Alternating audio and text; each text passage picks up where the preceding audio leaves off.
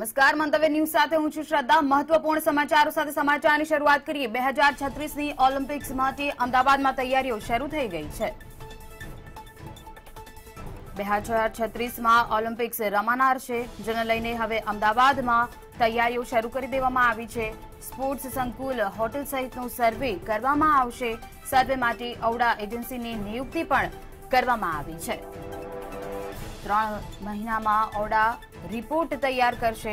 2036માં Olympics રમાનાર છે, જેની દાવેદારી માટે અમદાવાદ તૈયારીઓ શરૂ કરી દીધી છે। સર્વે માટે ઔડાએ ટેન્ડર બહાર પાડ્યું છે અને તૈયારીઓ શરૂ કરી દીધી છે। સરદાર પટેલ કોમ્પ્લેક્સ ખાતે આયોજન કરવામાં આવશે। સ્પોર્ટ્સ સંકુલ, હોટેલ સહિતનું સર્વે પણ હાથ ધરાશે। સર્વે માટે ઔડા એજન્સીની નિયુક્તિ કરવામાં આવી છે। તો ઓલિમ્પિક્સ રમાનાર છે 2036માં, જેમાં અમદાવાદમાં યોજાનાર છે। તૈયારીઓ શરૂ થઈ ગઈ છે। હાલ 2032ની ઓલિમ્પિક્સ ગેમ્સ યોજવા માટે બ્રિસ્બેન પ્રબળ દાવેદાર સાબિત થઈ રહ્યું છે। તો 2036ની ઓલિમ્પિક્સ માટે અમદાવાદની દાવેદારી નોંધાવી શકાય તેવી શક્યતા છે। સંવાદદાતા અરુણ શાહ જોડાયા છે। અરુણ, 2036ની ઓલિમ્પિક્સની વાત કરીએ, દાવેદારી માટે અમદાવાદે તૈયારીઓ શરૂ કરી દીધી છે। વૈશ્વિક કક્ષાએ રમતવીરોને પ્રોત્સાહન આપવા માટે દર 4 વર્ષે જે ઓલિમ્પિક્સ યોજાતી હોય છે, તે મુજબ આગામી 2036ના વર્ષમાં, એટલે કહી શકાય કે દર 4 વર્ષે જે યોજાતી હોય છે, 24, 28 અને 32ના વેન્યુ ફિક્સ થઈ ગયા છે, પરંતુ 2036ની જે ઓલિમ્પિક્સ રમાશે તે અમદાવાદના આંગણે યોજાય તે માટે પૂર્વ તૈયારી આરંભાઈ દીધી છે। જે રીતે કહી શકાય કે રમતવીરોને મહદઅંશે પ્રોત્સાહન આપવાના હેતુથી વિવિધ વિશ્વ કક્ષાના જે ખેલાડીઓ હોય તે આ ઓલિમ્પિક્સમાં ભાગ લેતા હોય છે, તેની તૈયારી અનેક વર્ષો પૂર્વે કરવી પડે છે। પરિણામે અમદાવાદમાં આ ઓલિમ્પિક્સ રમાવાની છે, ત્યારે ઔડા દ્વારા આ સંદર્ભે ટેન્ડર પ્રક્રિયાનો પણ પ્રારંભ થઈ રહ્યો છે। ખાસ કરીને આંતરમાળખાકીય સુવિધાઓ, સ્પોર્ટ્સ સંકુલ, હોટેલ સહિતનો સર્વેની પ્રક્રિયા પણ ટૂંક સમયમાં હાથ ધરાશે। આ માટે ઔડાની એજન્સી તરીકે નિયુક્તિ કરવામાં આવી છે। મહત્વપૂર્ણ રીતે તો અત્યાધુનિક કરોડો રૂપિયાના ખર્ચે વૈશ્વિક કક્ષાની આ અંગે જે સરદાર પટેલ સ્ટેડિયમ જે મોટેરા ખાતે આવેલું છે ને તેને જે તૈયાર કરવામાં આવ્યું છે, અત્યાધુનિક સુવિધા પણ આ સ્ટેડિયમમાં પ્રાપ્ય છે। ત્યાં આ વૈશ્વિક કક્ષાની ઓલિમ્પિક્સ રમાય તે માટેનું આયોજન પણ કરવામાં આવ્યું છે। આ સંદર્ભે જે ઔડા એજન્સીને જે સર્વે માટે નિયુક્તિ કરવામાં આવી છે, તે આગામી 3 મહિનામાં ઔડા તેનો રિપોર્ટ સરકારને આપશે ને મહદઅંશે જે રીતે કહી શકાય કે અત્યાધુનિક સુવિધા સાથેનું અને ખેલાડીઓને પ્રોત્સાહન પૂરતા પ્રમાણમાં મળે તે પ્રમાણે સમગ્ર તૈયારીને આખરી ઓપ આપવામાં આવશે। જે રીતે અમિત શાહ જે કેન્દ્રીય ગૃહપ્રધાન હતા, તેમણે સરદાર પટેલ સ્ટેડિયમના ખાતમુહૂર્ત સમયે પણ આ અંગેનો સંકેત આપ્યો હતો। એ સંકેતને સાકાર કરવાની દિશામાં ઔડા દ્વારા આ પ્રક્રિયા હાથ ધરવામાં આવી છે। જી અરુણ, ચોક્કસ, એટલે 2036માં ઓલિમ્પિક્સ રમાનાર છે, અમદાવાદને તેનાથી શું ફાયદો થઈ શકે? ચોક્કસ રીતે કહી શકાય શ્રદ્ધા કે કોઈ પણ વૈશ્વિક કક્ષાની આ ઓલિમ્પિક્સ જયારે અમદાવાદમાં રમાશે તો ચોક્કસ રીતે જે રીતે રોજગારી છે તે અત્યાધુનિક બનશે, વિકાસની ગતિમાં જે છે એ વેગ આવશે, અનેક લોકોને પ્રોત્સાહન આ ઓલિમ્પિક્સના માધ્યમથી પૂરું પાડવામાં આવશે। સૌથી મહત્વપૂર્ણ રીતે જોઈએ તો હાલમાં જે કોરોના સંક્રમણ છે અને તેમાંથી જયારે ગુજરાત મુક્ત થઈ ગયું હશે, ત્યારે આ સંદર્ભમાં રોજગારીની તકોનું સર્જન પણ આ ઓલિમ્પિક્સના માધ્યમથી થશે। એટલે કહી શકાય કે એક કરતા અનેક લાભો અને સૌથી મહત્વનું વિશ્વની કક્ષાની ટોચ ઉપર ગુજરાતનું નામ પણ આ જે ઓલિમ્પિક જો અમદાવાદના આંગણે રમાશે તેમાં ગુજરાતનું નામ પણ ગૌરવ વધશે। સાથે સાથે અમદાવાદના આંગણે આ ઓલિમ્પિક્સ યોજાઈ રહી છે, ત્યારે અમદાવાદની શોભામાં પણ અભિવૃદ્ધિ થશે। જી અરુણ, સમગ્ર માહિતી આપવા બદલ આપનો આભાર।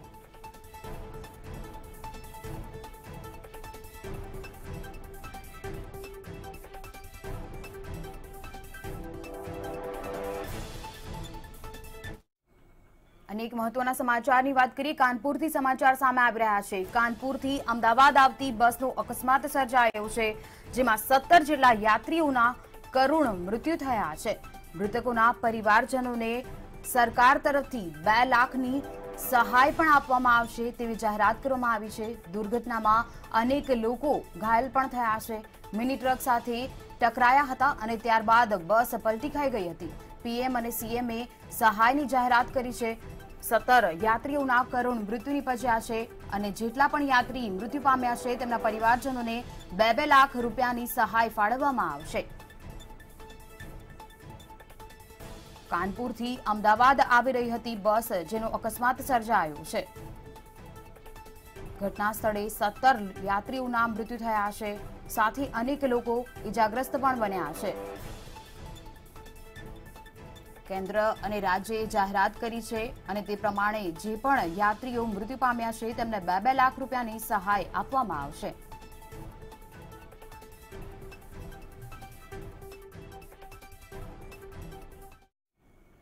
અને એક મહત્વના સમાચારની જો વાત કરવામાં આવે તો મહત્વપૂર્ણ સમાચાર સામે આવી રહ્યા છે. અનુપચંદ્ર પાંડે ચૂંટણી કમિશનર બન્યા છે. અનુપચંદ્ર પાંડે 1984ના આઈએએસ અધિકારી છે, જે રિટાયર્ડ છે. તેમને ચૂંટણી કમિશનર બનાવવામાં આવ્યા છે. ખાસ કરીને 2018માં યુપીના તે મુખ્ય સચિવ રહી ચૂક્યા છે. 31મી ઓગસ્ટ 2019 તેઓએ નિવૃત્તિ લીધી હતી અને તેમને હવે ચૂંટણી કમિશનર બનાવવામાં આવ્યા છે.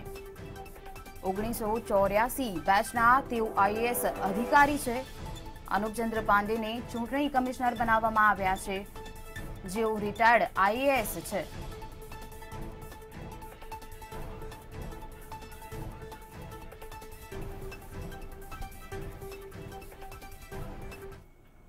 અને એક મહત્વના સમાચારની વાત કરીએ તો ચૂંટણીને લઈને સમાચાર સામે આવી રહ્યા છે. 2022માં યોજાનાર ચૂંટણીને ધ્યાનમાં લઈને ભાજપની કવાયત તૈયારીઓ શરૂ કરી દેવામાં આવી છે. ભાજપ દ્વારા કવાયત હાથ ધરવામાં આવી છે. ભાજપના પ્રભારી ભૂપેન્દ્ર યાદવ ગુજરાત ખાતે આવશે. ભાજપના સરકાર સંગઠનના સંકલનની કવાયત હાથ ધરવામાં આવી છે. ખાસ કરીને શનિવાર રવિવાર 2 દિવસ માટે પ્રભારી ગુજરાત ખાતે આવવાના છે, મુલાકાતે છે. પ્રદેશ ભાજપના નેતા સાથે રાજકીય સમીક્ષા પણ કરશે. 15મી જૂને ભાજપના ધારાસભ્યોની બેઠક પણ યોજાનાર છે. સંવાદદાતા સોનલ અનડકટ જોડાયા છે. સોનલ, 2022માં ચૂંટણી યોજાનાર છે. ભાજપ તરફથી કવાયત હાથ ધરવામાં આવી છે, તૈયારીઓ શરૂ થઈ ગઈ છે. જી, સંગઠનની કામગીરીને હવે વેગ મળવાનો છે. ખાસ કરીને સંકલનની જે કવાયત છે તે ભાજપ તરફથી હાથ ધરવામાં આવશે. 2022ની ચૂંટણી હવે માથા પર છે. ધીમે ધીમે કોરોના કાળમાંથી બહાર આવી અને અનલોક થવાની દિશામાં રાજ્ય આગળ વધી રહ્યું છે. ત્યારે ભાજપ પણ સંગઠનના સંકલન પર ફોકસ કરશે અને એ માટે થઈને ખાસ ભૂપેન્દ્ર યાદવ જે છે ભાજપ પ્રભારી, તે ગુજરાત આવી રહ્યા છે. શનિ રવિ 2 દિવસ માટે પ્રભારી ગુજરાતમાં આવશે અને ભાજપના નેતાઓ સાથે રાજકીય સમીક્ષા બેઠક કરવાના છે.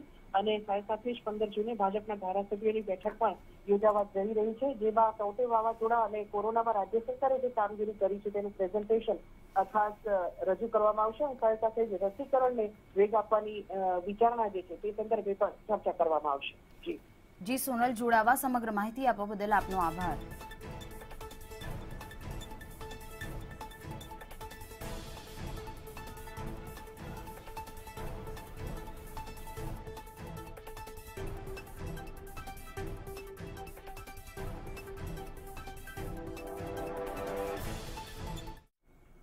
અને એક મહત્વના સમાચારની વાત કરીએ તો પંચમહાલના હાલોલથી સમાચાર સામે આવી રહ્યા છે.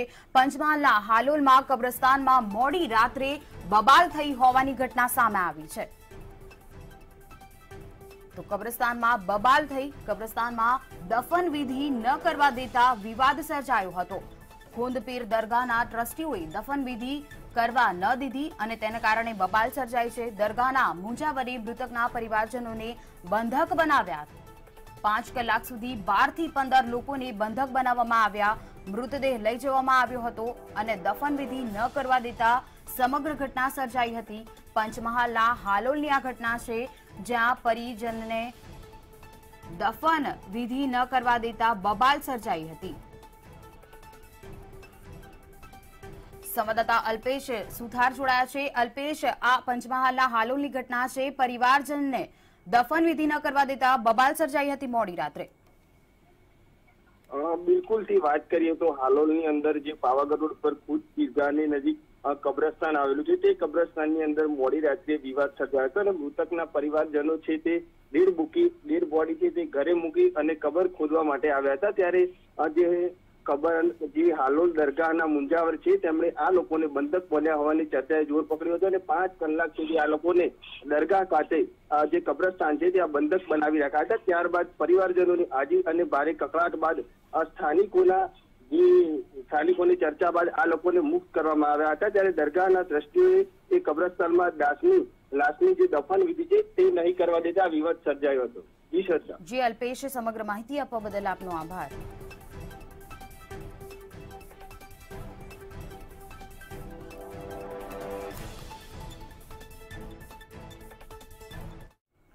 હવે વાત કરીએ અનલોક જિંદગીની.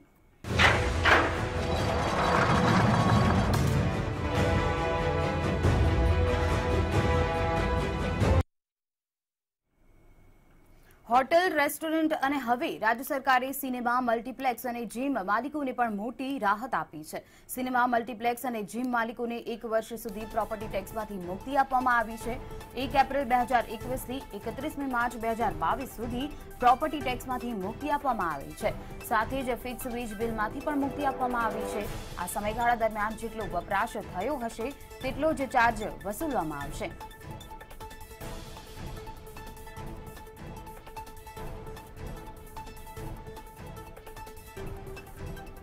તો હવે સરકારે જીમને પણ મોટી રાહત આપી છે. જાહેરાત કરવામાં આવી છે કે જેટલો વીજનો વપરાશ થયો હશે તેટલો જ ચાર્જ વસૂલવામાં આવશે અને 1 વર્ષ માટેની રાહત આપવામાં આવી છે, જે વેપારીઓ માટે હવે ખૂબ જ રાહતના સમાચાર કહી શકાય.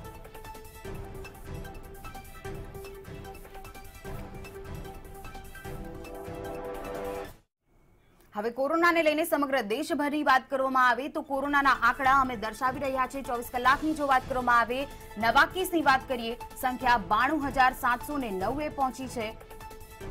એટલે કે હવે કોરોનાનો ગ્રાફ નીચો જતો નજરે પડી રહ્યો છે. સાથે 24 કલાકમાં દેશભરમાં ડિસ્ચાર્જ થયેલા દર્દીઓની સંખ્યા જોવામાં આવે 1.62 લાખે પહોંચી છે, જે ખૂબ જ રાહતના સમાચાર છે. 24 કલાકમાં કુલ મૃત્યુ જોવામાં આવે તો 24 કલાકમાં એક્ટિવ કેસના આંકડાની વાત કરીએ તો 12.26 લાખે એક્ટિવ કેસ પહોંચ્યો છે. 24 કલાકમાં સમગ્ર દેશભરમાં કુલ કેસની સંખ્યા હવે 2.19 કરોડે પહોંચી છે.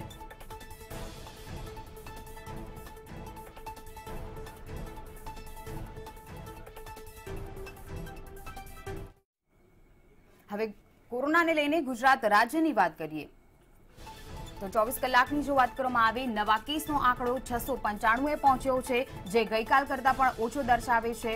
એટલે કે હવે રાહતના સમાચાર કહી શકાય. કોરોનાના કેસો હવે ઘટી રહ્યા છે. ડિસ્ચાર્જ થયેલા દર્દીઓની સંખ્યાની જો વાત કરવામાં આવે તો 2122 પહોંચ્યો છે આંકડો. 24 કલાકમાં કુલ મૃત્યુ જોવા જઈએ તો ગુજરાતમાં 11 મૃત્યુ નોંધાયા છે, જેનો આંકડો પણ હવે ધીમે ધીમે ઓછો થતો જાય છે. એક્ટિવ કેસની વાત કરવામાં આવે તો હાલ 24 કલાકમાં એક્ટિવ કેસ 14,724 પહોંચ્યો છે. રાજ્યમાં સાજા થવાનો દર 96.98% પહોંચ્યો છે, જે ટકાવારી પણ હવે સારી દર્શાવે છે.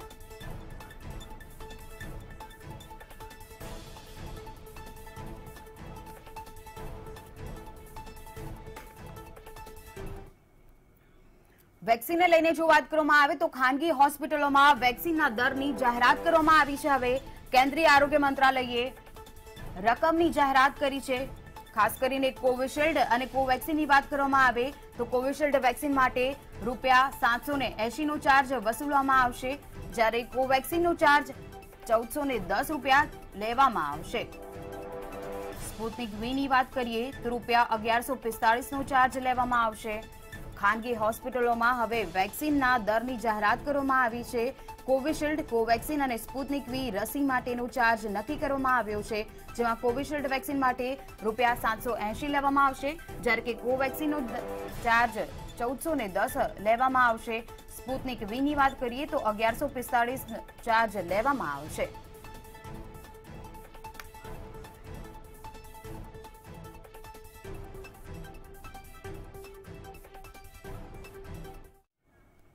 વેક્સિનેશનને લઈને જો વાત કરવામાં આવે, ગુજરાત રાજ્યમાં વેક્સિનેશનની પ્રક્રિયા પૂરજોશમાં ચાલી રહી હોય તેવું લાગી રહ્યું છે. 1200 રસીકરણ કેન્દ્રો પર વેક્સિનેશનની પ્રક્રિયા ચાલુ રખાઈ છે, જેમાં ખાસ કરીને 18 થી 44 વય જૂથના લોકોને વેક્સિન આપવામાં આવશે. તો રાજ્યભરમાં કોરોના વેક્સિનની પ્રક્રિયા પૂરજોશમાં ચાલી રહી છે. વધુને વધુ વેક્સિન લેવા માટે લોકો આવી રહ્યા છે અને હવે લોકો જાગૃત થઈ રહ્યા છે. સરકાર પણ વારંવાર લોકોને અપીલ કરી રહી છે કે વેક્સિન લો અને સુરક્ષિત રહો. તે અંતર્ગત 1200 રસીકરણ કેન્દ્રો પર વેક્સિનેશનની પ્રક્રિયા હાથ ધરવામાં આવી છે.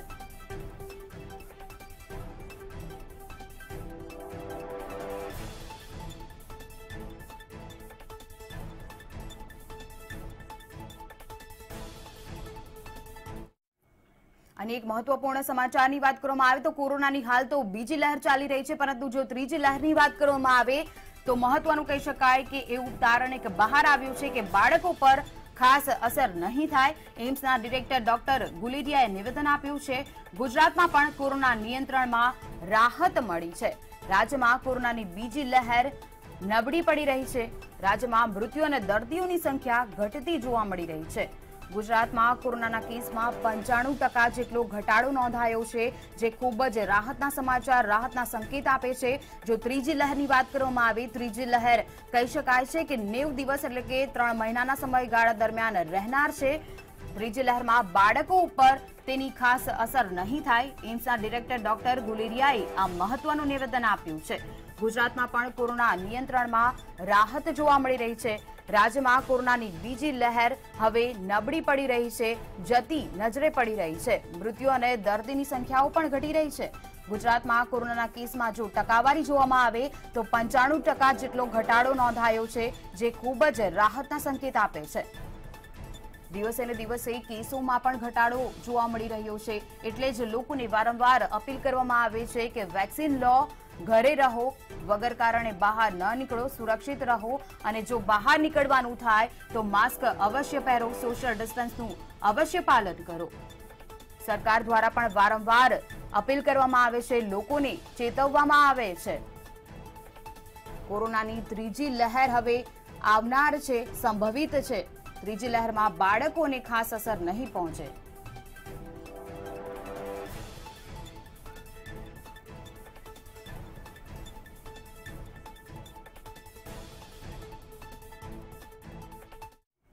કોરોનાને લઈને જો ગુજરાત રાજ્યની વાત કરવામાં આવે, ખાસ દેશભરની વાત કરવામાં આવે તો કોરોનાના કેસોમાં દરેક જગ્યાઓ પર ઘટાડો થતો જોવા મળી રહ્યો છે. ગુજરાત રાજ્યની વાત કરીએ, કોરોનાના દર્દીની 95% ઘટાડો નોંધાયો છે.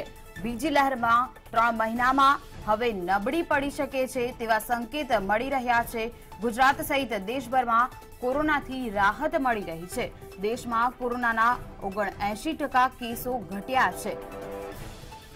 ગુજરાત રાજ્યમાં 95% દર્દીઓના કેસ ઘટ્યા છે. સાથે જો દેશભરની વાત કરવામાં આવે, કોરોનાના 79% કેસો ઘટ્યા છે.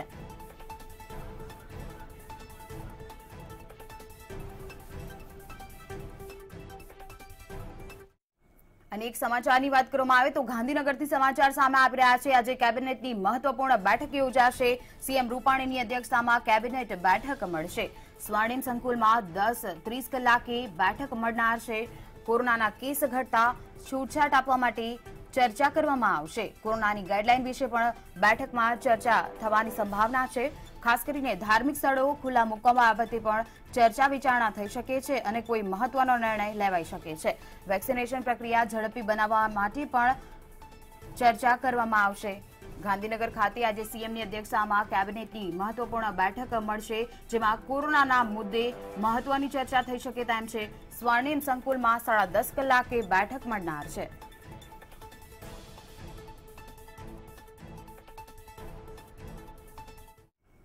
સમાચારમાં આગળ વાત કરીએ, રાજ્ય સરકારે આઈટીઆઈના વિદ્યાર્થીને 1 વર્ષ માટે માસ પ્રમોશન આપવાનો નિર્ણય લીધો છે. તો નર્સિંગના અંતિમ વર્ષની પરીક્ષા લેવામાં આવશે. બાકીના વર્ષના વિદ્યાર્થીને પણ 1 વર્ષ માટે માસ પ્રમોશન આપવાનો નિર્ણય લેવામાં આવ્યો છે. ખાસ કરીને મા કાર્ડની મુદત 31 જુલાઈ સુધી લંબાવવાનો પણ નિર્ણય કરવામાં આવ્યો છે. સરકારી કચેરીઓ બંધ હોવાથી આવકનો દાખલો કઢાવવામાં મુશ્કેલીને ધ્યાનમાં લઈને આ નિર્ણય કરવામાં આવ્યો છે.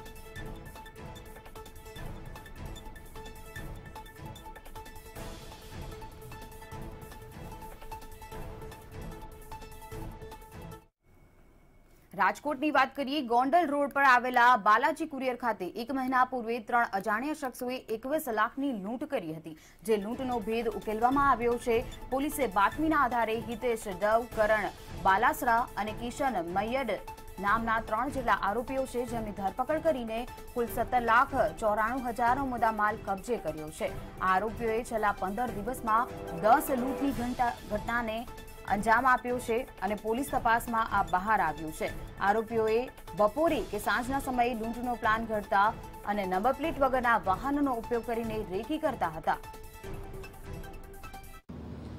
એમાં એમની લોકડાઉનમાં જ્યારે જે તે સમયે લોકડાઉન પણ હતું, અમુક સમય પછી સાંજે 5 વાગ્યા પછી દુકાનો બંધ થઈ જતી હતી અને બપોરના સમયમાં એ લોકો જ્યાં પણ એકલો માણસ હોય દુકાનની અંદર ત્યાં ઘૂસી જઈ છરી બતાવી ત્રણેય જણા અને એની પાસે જે કંઈ પણ હોય એના કાઉન્ટર ઉપર કે એના ખિસ્સામાં એ બધું લૂંટી લે અને પછી એને બાંધી અંદરના રૂમમાં અને એ લોકો નીકળી જતા હતા.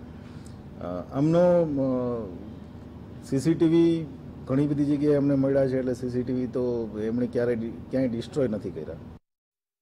હવે વાત કરીએ ચોમાસાની.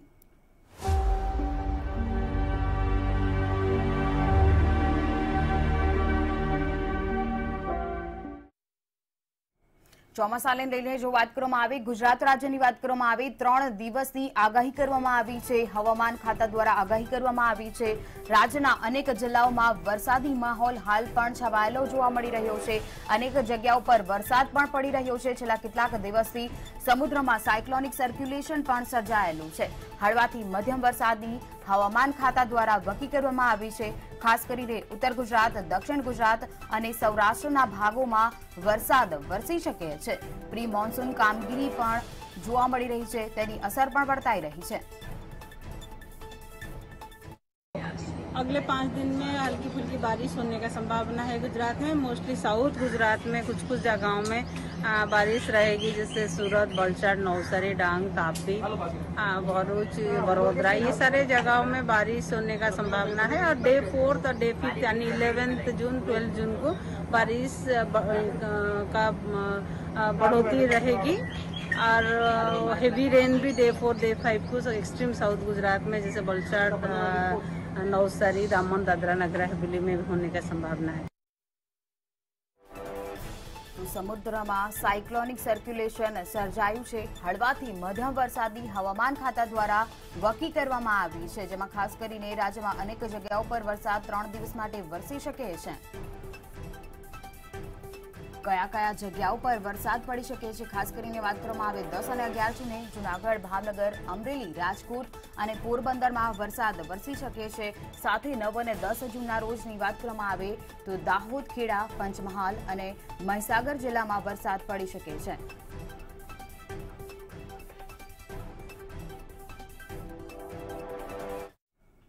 અનેક મહત્વના સમાચારની વાત કરીએ. જમ્મુથી સમાચાર સામે આવી રહ્યા છે. વૈષ્ણોદેવી મંદિરમાં આગ લાગવાની ઘટના બનવા પામી છે. ગર્ભગૃહથી 100 મીટર દૂર આગ લાગી હતી. કાઉન્ટિંગ રૂમમાં શોર્ટ સર્કિટ થવાને કારણે આગ બનવા પામી હતી. માત્ર કેશ કાઉન્ટરને નુકસાન પહોંચ્યું છે. અડધો કલાક બાદ આગ પર કાબુ સંપૂર્ણપણે મેળવી લેવામાં આવ્યો છે.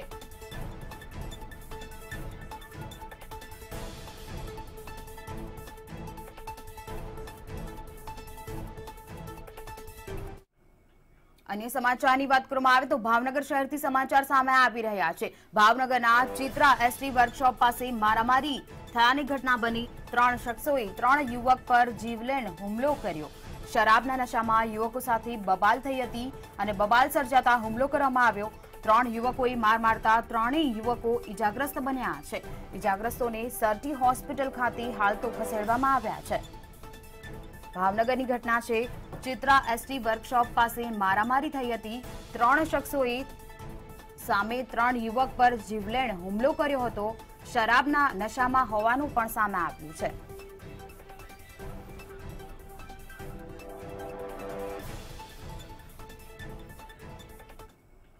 અનેક સમાચારની વાત કરીએ તો ઉત્તર પ્રદેશથી સમાચાર સામે આવી રહ્યા છે. ઉત્તર પ્રદેશમાં મોકડ્રીલમાં દુર્ઘટના સર્જાઈ છે. આગ્રાની હોસ્પિટલમાં મોકડ્રીલ સમયે 22 લોકોના મૃત્યુ થયા છે. એપ્રિલમાં બનેલી દુર્ઘટનાનો વિડીયો પણ સામે આવ્યો છે, જે વાયરલ થઈ રહ્યો છે. ઘટનાની ગંભીરતાના પગલે તપાસના આદેશ આપવામાં આવ્યા છે. ઓક્સિજન બંધ કરતા સમયે આ દુર્ઘટના સર્જાઈ હતી. ઉત્તર પ્રદેશમાં મોકડ્રીલમાં દુર્ઘટના સર્જાઈ. આગ્રાની હોસ્પિટલમાં મોકડ્રીલ સમયે 22 લોકોના મૃત્યુ થયા છે. એપ્રિલમાં બની હતી આ દુર્ઘટના, જેનો એક વિડીયો પણ સામે આવ્યો હતો.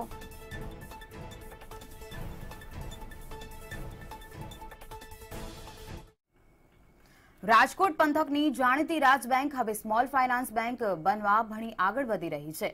થોડા સમયોમાં આરબીઆઈ તરફથી લીલી ઝંડી મળ્યા બાદ સ્મોલ ફાઇનાન્સ બેંક રાજ બેંક બની જશે, જેનો સીધો લાભ થશે થાપણદારો અને શેર હોલ્ડરોને.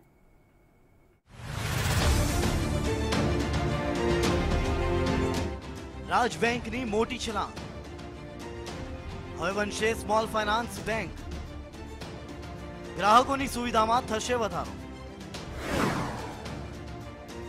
રાજ બેંક રાજકોટ પંથકની આ બેંકના નામ અને કામથી કોઈ અજાણ નથી। હવે આ બેંક સ્મોલ ફાઇનાન્સ બેંક બનવા તરફ આગળ વધી રહી છે। રાજ બેંક દ્વારા આરબીઆઈમાં આના માટે અરજી પણ કરાઈ ચૂકી છે। જો રાજ બેંક સ્મોલ ફાઇનાન્સ બેંક બની તો નાના ઉદ્યોગો અને લોકોને 25 લાખ સુધીનું ધિરાણ આપી શકશે। સાથે જ બેંકના શેર હોલ્ડર અને થાપણદારોની સુવિધામાં પણ વધારો થશે। ડોક્ટર પરસોત્તમ પીપરિયાને આગામી 3 મહિના માટે ડેપ્યુટેશન પર સીઈઓ તરીકે નિમણૂક કરવામાં આવી રહી છે। हाँ, ग्राहकोने दिन प्रतिदिन વધુ સારી સવલત મળે અને કોર્પોરેટ સવલત મળે તે માટે સ્મોલ ફાઇનાન્સ બેંકમાં જો કન્વર્ટ થતી હોય તો સારી બાબત છે। રાજ બેંકના વર્તમાન સીઈઓ સત્યપ્રકાશ ખોખરાને નવા માળખામાં પ્રમોટર તરીકેની જવાબદારી સોંપાશે। રિઝર્વ બેંકના નિયમોને આધીન થનારા ફેરફારોથી બેંકની વિશ્વસનીયતા પણ વધશે। The cooperative bank of Rajkot limited કે જે રાજ બેંકના ટૂંકા નામથી ઓળખાય છે, એમને એમના પોતાના બિઝનેસ ડેવલપમેન્ટના ભાગરૂપે કોઓપરેટિવ બેંકમાંથી સ્મોલ ફાઇનાન્સ બેંકમાં રિઝર્વ બેંક ઓફ ઇન્ડિયાના નિયમોને આધીન સ્મોલ ફાઇનાન્સ બેંક થવા માટેની આખી એક અરજી રિઝર્વ બેંક ઓફ ઇન્ડિયામાં કરેલી છે અને એ રિઝર્વ બેંક ઓફ ઇન્ડિયા એમના જે કંઈ પેરામીટર છે એ ચેક કર્યા બાદ the cooperative bank of Rajkot લિમિટેડને સ્મોલ ફાઇનાન્સ બેંકમાં કન્વર્ટ થવા માટેની પ્રાથમિક મંજૂરી પ્રથમ તબક્કે આપશે। રાજ બેંકમાં અત્યારે 2600 કરોડની ડિપોઝિટ છે, જેમાં 1500 કરોડનું એડવાન્સ છે અને 4100 કરોડનો બિઝનેસ છે। બેંકની 27 બ્રાન્ચ છે, જેમાં 1 લાખ કરતાં વધુ ડિપોઝિટર છે, જ્યારે 80,000થી વધુ શેર હોલ્ડર છે। છેલ્લા 21 વર્ષમાં રાજ બેંકે 700 કરોડથી વધુનો નફો કર્યો છે। સ્મોલ ફાઇનાન્સ બેંક બન્યા બાદ રાજ બેંક વિરાટ છલાંગ લગાવશે। ધ્રુવ કુંડેલ, મંતવ્ય ન્યૂઝ, રાજકોટ।